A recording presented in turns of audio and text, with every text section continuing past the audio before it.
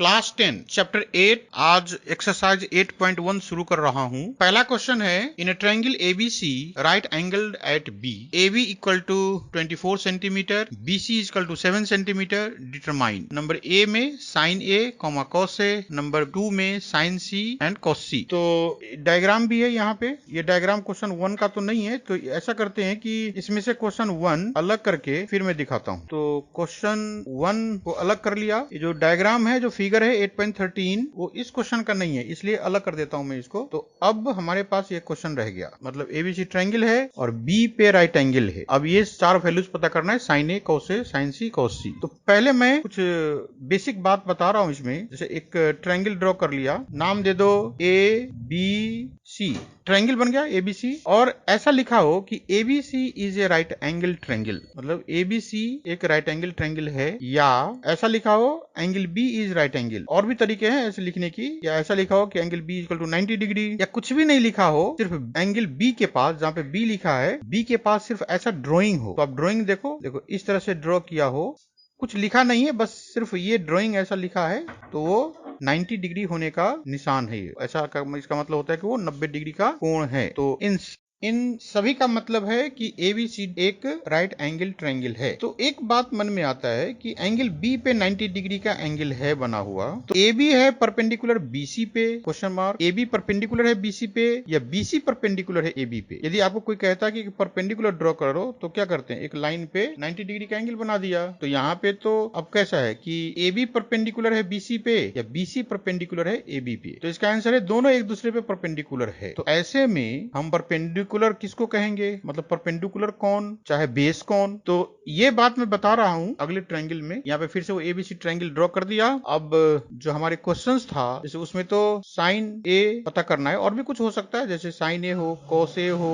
और टेन ए हो। इन सभी में ए से रिलेटेड है, सभी में ए लिखा हुआ है। दूसरा ऐसा भी हो सकता है सी वाला, जैसे साइन सी, कॉस सी, चाहे टेन सी। तो अब यही है हमारा क्वेश्चन। एक एक करके समझते हैं इस बात को। पहले इन साइन सी वाले पार्ट को हटा देता हूं। तो अब रह गया sign A cos A ten ए, ये तीनों हमें पता करना है। तो अब देखो ए लिखा है, तो ए से एक लाइन ड्रॉ कर देते हैं हम बीसी की तरफ, आगे की तरफ, मतलब ए के सामने में देखेंगे तो हमें क्या दिखाई दे रहा है, बीसी। तो वही परपेंडिकुलर है। इस बात को फिर से एक बार सुन लो। ए के साइन कॉस या टेन पता करना हो, तो ए के सामने में हम देखेंगे। तो यहाँ पे मैं लाइन ड्रॉ कर रखा है, एक एरो। तो ए के सामने में क्या है, पहले एक लाइन था जिसका नाम था BC, तो वही लाइन परपेंडिकुलर है। और उसके नीचे जो AB लाइन है, जिसपे एंगल A है बना हुआ, उसको ऐसे कहते हैं, उसका आधार है या बेस है, तो बेस हो गया। तो परपेंडिकुलर और बेस तो हमें पता चल गया। और H, अब H आया, तो H को बोलते हैं हाइपोटेन्यूज। वो किसे कहते हैं, आपने सुना होगा छोटी क्लासों में कि व्हाट इज हाइपोटेन्यूज, या कर्ण किसे कहते हैं। तो जो 90 डिग्री के सामने का जो साइड है, तो हमारे ट्रायंगल में एंगल B 90 डिग्री है, जो मैं बता दिया कि कैसे पता चलेगा, लिखा हो या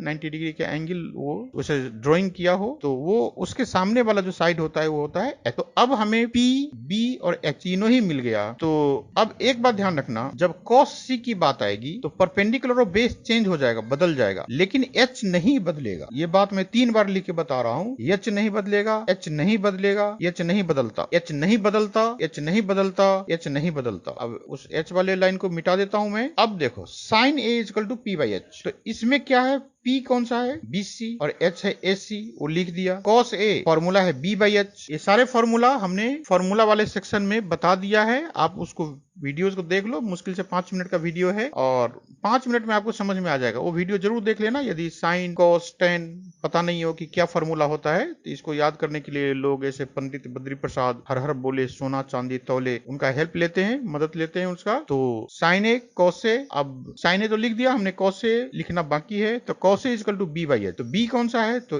AB लिख देंगे, और H कौन सा है, AC। बहुत आसान सा काम है। यदि PBH आपको समझ में आ गया हो तो बहुत आसान सा काम है। अब tan A फॉर्मूला याद कर लो, P अपॉन B। तो P सभी लिखा हुआ है फिगर में, P है BC और B है AB। तो ये काम तो हो गया। अब बात करते हैं C वाले एंगल्स का। ट्रायंगल ड्रॉ कर दिया, पॉइंट्स लगा दो ABC, और sign C, cos C, tan C, ये सब लिखना है। तो क्या करेंगे हम, C जहां पे C लिखा है उसके सामने देखो, मैंने एरो लगा के बता दिया आपको, उसके सामने हमें क्या दिखाई दे रहा है, AB लाइन। तो AB लाइन ही परपेंडिकुलर है, मतलब P की जगह पे AB लिखेंगे। और दूसरा रह गया B, स्मॉल b, छोटा b, बीसी लाइन है वो बी बन गया। ये ध्यान रखो, पिछले वाले जब ए लिख रहे थे उसके लिए परपेंडिकुलर अलग था और बेस अलग था, यहाँ पे बदल गया है। ट्रिग्नोमेट्री में ये बात बहुत अच्छे से याद करके रखो। और मैं फिर से एक बार बता रहा हूँ कि जो 90 डिग्री का एंगल होता है, जो 90 डिग्री का एंगल होता है, उसके सामने वाला एच होता है और एच नहीं बदलता। तो अब हमें तीनों पी, बी और एच मिल गया। अब हम फॉर्मूला को याद करेंगे तो sine C equal to P by H. Sine जहां भी रहेगा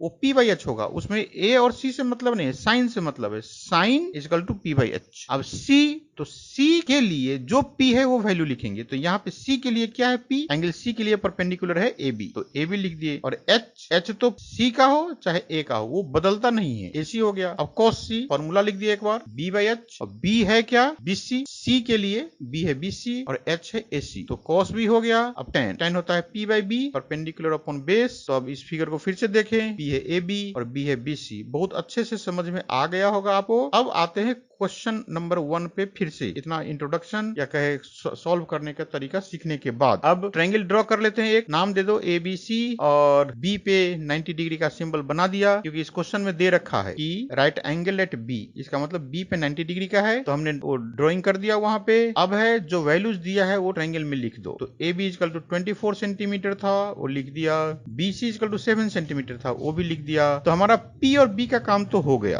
और एक होता है एच, तो यहाँ पे बी पे 90 डिग्री का एंगल है, तो एच कौन सा होगा, ए सी। तो ये ए सी दिया नहीं है, ये मैंने दिखाया ए सी इजकल टू व्हाट। तो अब पहले हमें ए सी फाइंड करना पड़ेगा। तो इसके लिए अब बच्चे ये ड्राइंग करने के बाद अपनी नोटबुक में यहां से लिखना शुरू करेगा कि बाय पाइथागोरस थ्योरम। अब उसका फॉर्मूला लिख दो, सभी को पता है, छोटे क्लास में ही पाइथागोरस थ्योरम करते हैं। H square equal to P square plus B square. अब ए के लिए बात करें तो एच हो जाएगा ए सी। एच तो ए के लिए करे चाहे सी के लिए करे, वो तो बदलता नहीं है, तो ए सी हो गया। ए सी का स्क्वायर इजकल टू, अब परपेंडिकुलर कौन सा है, बी सी, तो बी सी का स्क्वायर प्लस, तो A C square equal to B C square plus A B square लिख दिया हमने। अब A C square equal to, अब बी सी की वैल्यू पता है तो 7 है, तो 7 का स्क्वायर। ए बी की वैल्यू है 24, तो 24 का स्क्वायर। अगले लाइन में 7 का स्क्वायर की वैल्यू 49 लिख दिया। 24 का स्क्वायर 576। मैं सबको ये सलाह देना चाहूंगा कि 10th क्लास में हो और आगे साइंस लेके पढ़ना है तो स्क्वायर तो कम से कम 30 तक का स्क्वायर याद कर लो, मैथ्स में बहुत अच्छा काम आएगा ये। तो ये हो गया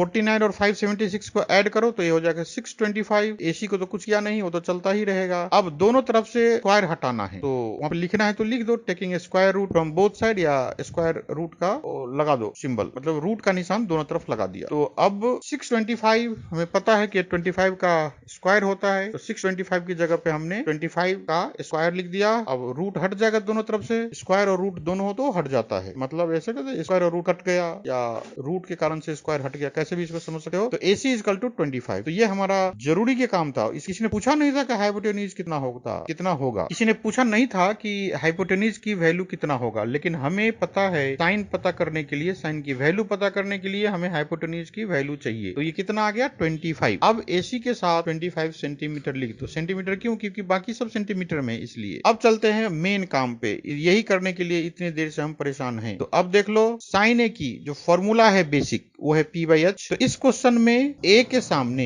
ये जो लाइन है वो है BC। पिछली वाले वीडियो में मैंने बताया था कि परपेंडिकुलर क्या होता है वो, तो यहाँ पे लिखेंगे BC बाई AC। अब BC की वैल्यू दिख रहा है 7 सेंटीमीटर और AC की वैल्यू है 25 सेंटीमीटर। तो सेंटीमीटर से सेंटीमीटर काट दो तो ये रह गया साइन A इजकल टू 7/25, और यही हमारा आंसर है। तो अभी तक साइन A कंप्लीट हुआ। अब है कॉस A। तो कॉस A का फॉर्मूला होता है B बाई H, तो लिख दो B बाई H। अब इस फिगर में जब A की बात करेंगे तो बेस कौन सा होगा, AB, तो AB लिख दिया। और हाइपोटेन्यूज कौन सा होगा, AC, तो वो भी लिख दिया। अब वैल्यूज लिखना है, क्योंकि वैल्यू पता है हमें, AB की वैल्यू 24 है तो लिख दो 24 सेंटीमीटर, और AC की वैल्यू 25 सेंटीमीटर। ये पाइथागोरस थ्योरम लगा के हमने वही फाइंड किया था। तो अब सेंटीमीटर और सेंटीमीटर कैंसिल हो गया, तो लिखेंगे therefore cos A equal to 24/25, मतलब 24/25, और यही आंसर है। तो ये पहला पार्ट तो खत्म हो गया, यहाँ पे जगह भी नहीं है, तो दूसरा पेज लिखते हैं, खोलते हैं।